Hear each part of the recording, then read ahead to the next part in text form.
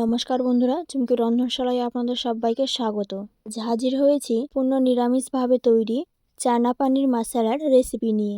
রুটি, লুচি, পরোটা সবকিছুর সাথেই খেতে দারুণ লাগে। আশা করছি আপনাদের খুব ভালো লাগবে। এখানে আমি প্রায় 250 গ্রাম কাবলি ছোলাকে ওভারনাইট ভিজিয়ে রেখে সেদ্ধ করে নিয়েছি।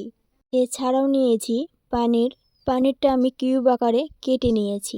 এবারে চলে যাব মূল রান্নায়। তার জন্য কড়াইতে আমি দিয়ে দিচ্ছি সর্ষের তেল। তেল গরম হলে এর মধ্যে অল্প একটু লবণ দিয়ে চারিদিকে ভালো করে ছড়িয়ে দিলাম। এবারে পনিরগুলোকে হালকা করে ভেজে নেব। খুব বেশি কড়া করে ভাজবো না, এতে করে পনিরগুলো কিন্তু বেশি শক্ত হয়ে যায়।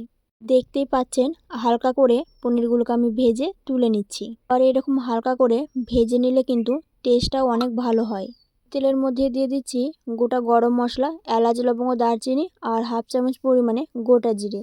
গোটা গরম মশলা দেওয়ার পর কয়েক সেকেন্ড একটু নাড়াচাড়া করব, যাতে করে তেলের মধ্যে ফ্লেভারটা বেরিয়ে আসে। এবার এর মধ্যে দিয়ে দিচ্ছি 1 চামচ পরিমাণে আদা বাটা আর 3 চামচ পরিমাণে টমেটো বাটা।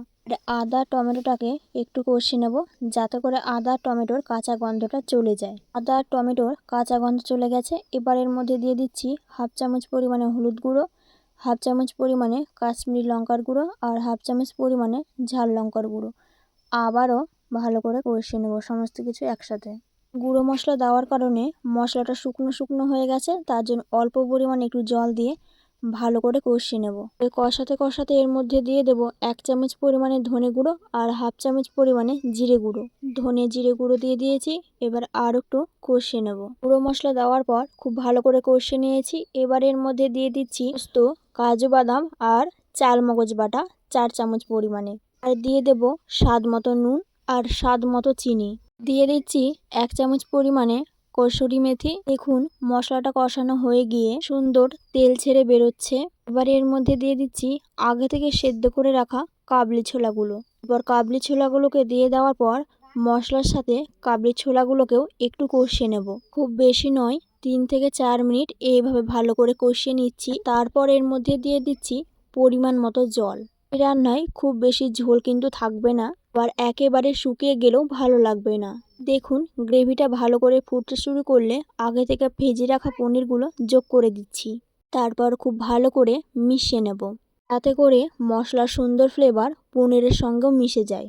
এবারে কিন্তু একটু সময় আমি রান্না হতে দেব। ঢাকা দিয়ে মিডিয়াম লো ফ্লেমে 3 থেকে 4 মিনিট এইভাবে রান্না করে নিয়েছি। দেখুন গ্রেভিটা বেশ কিছুটা ঘন হয়ে গেছে। রান্নাটা কিন্তু খুব একটা বেশি বাকি নেই, রংটাও সুন্দর চলে এসেছে। এবারে দিয়ে দিচ্ছি 1 চামচ পরিমাণে গরম মশলা গুঁড়ো আর দিয়ে দিলাম 1 চামচ ঘি। আর গরম মশলা দিয়ে একটু নাড়াচাড়া করে নিচ্ছি।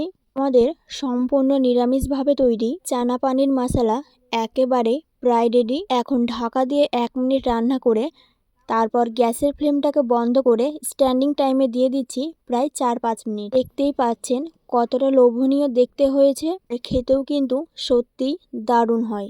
আশা করছি আমার আজকের এই নিরামিষ রেসিপিটি আপনাদের খুবই ভালো লেগেছে।